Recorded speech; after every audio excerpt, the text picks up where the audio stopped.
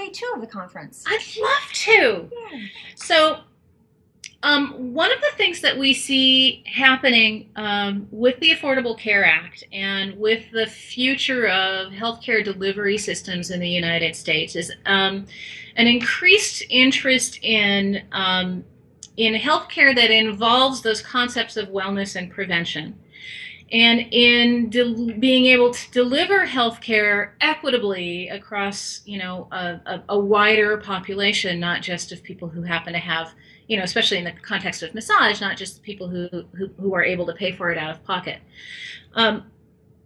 And one of the programs that really launched the Massage Therapy Foundation 23 years ago was the concept of being able to deliver massage therapy to underserved populations, and that is our community grant project, our community service grant program.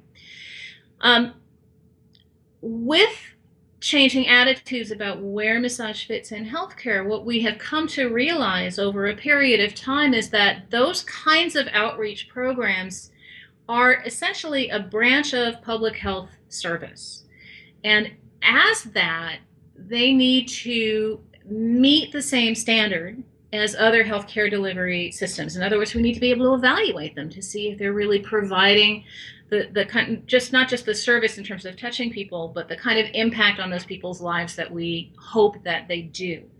So day 2 is going to be about massage and community service and public health. And we'll be having several of our grant recipients and other people who have been involved in creating massage as a public health option, talking about their projects and ways to incorporate those projects as research and data gathering opportunities.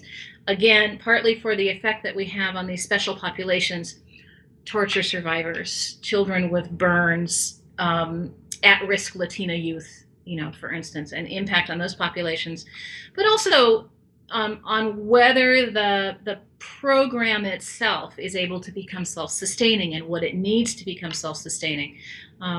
And so, for people who have gotten involved in massage because they feel that this is their gift back to the world and they want to be part of a wellness movement in the country, this is going to be a very important day to see, because it's not just about massage therapy, it's also about building policy around healthcare delivery. I worked with a student last week at Bancroft School of Massage, and it was a very small class, so I got to talk to each of them, and she's already an optometrist and a pilot and a this and a that and another thing, and she of the class, she's been doing the most looking into research and massage. And I said, what do you want to do with massage when you get out of school? And she said, just give it away. I want to create a program to work with veterans in this place, and I want to do a thing to work. This is just going to be the thing I give away. And it was so neat to hear that, because for the most part, who I work with, there are people who, they're leaving massage school and they want to start their own business, or they want to immediately make this their career, as well it should be, because it's awesome. But it was such a neat thing to hear her. And I was, have you heard about the MTF and the community service stuff? And she was like, yeah, I just started looking into it. And it was so exciting. It was so exciting. And I loved that the student had heard about that already. And it was really refreshing and a really nice new thing to hear that I hadn't heard in a long time, or ever even. So I think that's lovely. I also, don't want to discount the idea of being able to deliver massage as public health for free. I mean, it's something that, among the things we need to demonstrate is cost effectiveness. And again, that's another thing that's difficult to demonstrate, but it is possible. It just takes a long time to do that. And these public healthcare delivery systems is a way to start gathering that kind of data as well.